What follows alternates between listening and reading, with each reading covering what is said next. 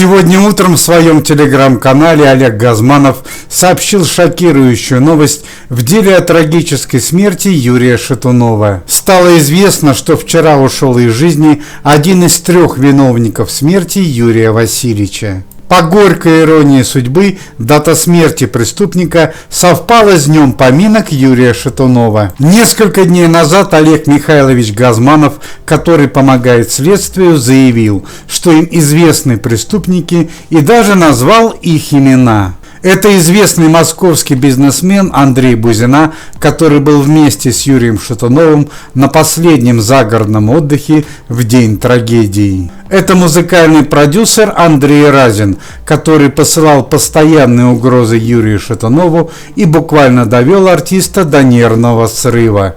И, наконец, главный виновник смерти артиста – немецкий врач российского происхождения, 52-летний Тони Хейтс. Именно он не оказал Юрию Васильевичу своевременную медицинскую помощь. Ушел из жизни именно главный виновник светила немецкой медицины, 52-летний Тони Хейтс. Смерть немецкого врача была трагична. Стали известны подробности шокирующей ситуации. Стало известно, что Андрей Разин и Андрей Бузина находятся под арестом, а вот немецкий врач Тони Хейтс в связи с исполнением медицинских обязанностей был выпущен под подписку о невыезде.